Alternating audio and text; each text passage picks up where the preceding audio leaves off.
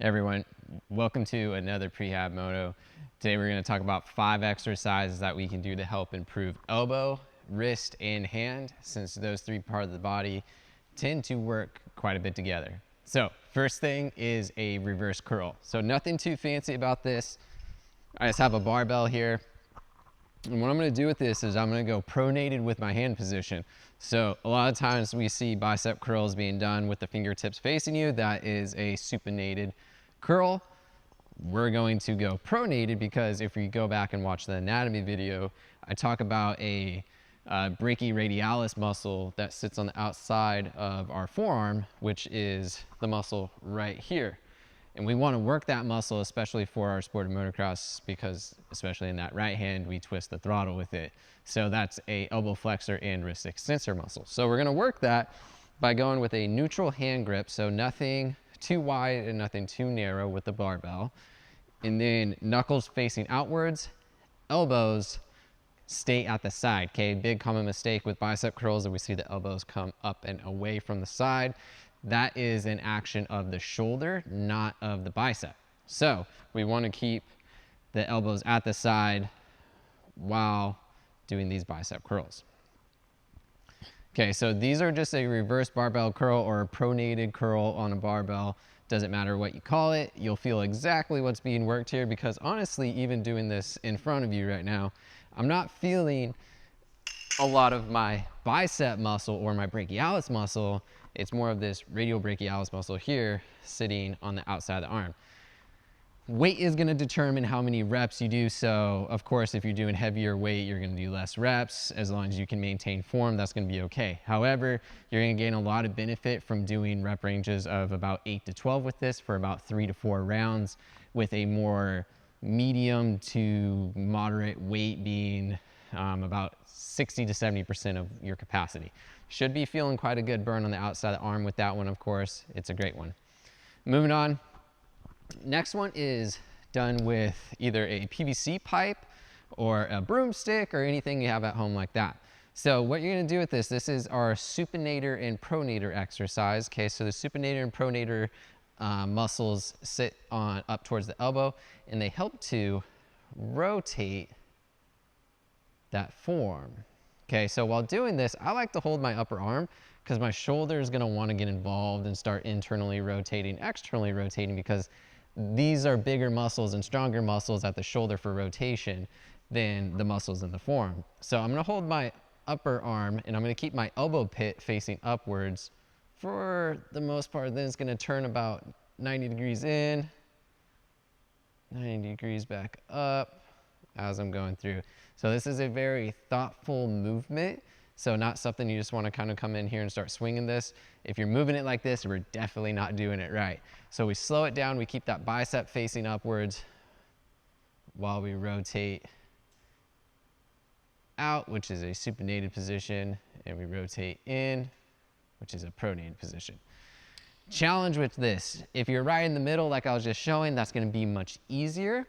If I start to move myself out towards the end, now there's more weight on the end of my pipe. So this movement's going to become just a little bit harder in transition. So you got to find kind of your sweet spot with it, keep good posture while going through these motions. Oh yeah, that's starting to burn good. So very end, of course, is going to be the toughest. A lot of work coming from this one here. Okay, make sure you have high ceilings. You might hit the ceiling if you're not being careful with that. Doing about 3 rounds, higher repetitions being more like 15 reps, being 1, 2, rather than 1, 2, 3, 4, 5, 6, 7, 8. So each time you go in pronated and out supinated, that is 1 rep. Awesome. Next one is an isometric exercise. So a bottoms up kettlebell is going to be the next one. So kettlebell, if you don't have a kettlebell, this will of course be a challenging exercise, but you can get one very cheaply. You can go to Amazon or anything like that to get those. So very easy. Kettlebell Kings is what I use. Okay, so next is, as I said, bottoms up kettlebell, boom, bottoms up, okay? Pretty self-explanatory why it's called that, and this is challenging, you can hear it in my voice. Kettlebell is bottoms up, a lot of good grip coming on, so all these muscles in the forearm are activated, working hard, and then I'm gonna work to get that elbow up at shoulder height and create this 90-degree position. There's a lot of shaking going on. So with that being said, this is a huge stabilizer exercise. If this is too hard, you can always come down in here and start in here as well.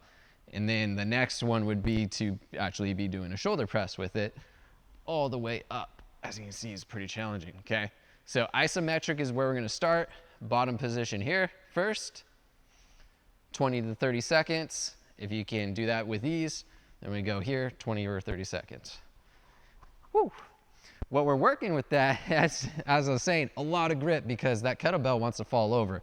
It's heavy on top, the handle's below, so it's wanting to tip over. So it's having to work to stabilize in the forearm, flexion and extension really hard. So both muscles on both sides of the forearm are getting worked really well, which also plays well into a lot of sports where we got to grip and stabilize with the forearms more so than flex and extend the wrist. Next is a mobilization of the wrist. It's not uncommon for people to have jammed wrist. So if you're one of those people that can't do a push-up without your wrist hurting, this is gonna be a good one for you. Okay, so we're gonna get a pretty thin band and we're gonna put it right in the crease of the wrist. I'm doing this elevated just for the purpose of the video. You can do this on your hands and knees as well with the band tied to whatever is necessary. From there, we're just gonna bend forward and let that band pull that wrist back. And we can even hold the other hand down while we do it. So we're rocking that shoulder forward into a big extension. And then we can hold as well. This one is more of a feeler exercise. Therefore, you can go through reps or you can hold it isometrically. Since it is more of a mobilization or a stretch, you need to feel what's gonna be best for you. So if that means holding it for 30 seconds and then reevaluating how your wrist feels, that's great. That works for you. If you wanna go through more of a rep-driven way, that's totally fine as well. Last thing is novel wrist rotation. So there's two ways of doing this. First one is gonna be with the hands open. So this can be pretty tiresome. This is also a great warm up for the forearms. So we're gonna reach the arms out. We're gonna show our palms in front of us. And then we're gonna rotate the hands together in the same direction, okay? So this is good coordination to work on. It's a lot harder than going in opposite directions. That's pretty easy. So we wanna go in the same direction and work our coordination while keeping our palms open and trying to show our palms in front of us.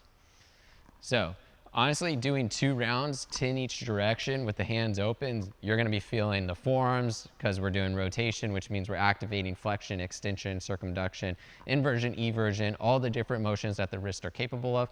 Meanwhile, also holding them outreached, because when we hold them outreached, we're gonna get a little bit more shoulder activation as well, which is gonna be good because all of this works as one system. Then after we do a couple rounds with the hands open, come right back, but we close the fist and we do it with the fist closed. It's gonna be pretty challenging, especially if they're tight. My right hand is pretty tight at the moment, probably from riding to be quite honest. So you can see my wrist wanting to compensate as I go through this. So, super good one. Feels really challenging for something so simple, but we like those simple things that can be really challenging. Like I said, 2 rounds with the hands open, 2 rounds with the hands closed. Each direction, that is, so 10 one way, 10 the other way, that's 1 round. Give these 5 a try, see how your wrist feels. Hopefully starting to feel a little bit more strength in the forearms, which is gonna help you be able to hold on to things better and also improve the circulation through the arms as strength comes along and some of that tightness releases. Thanks, everyone.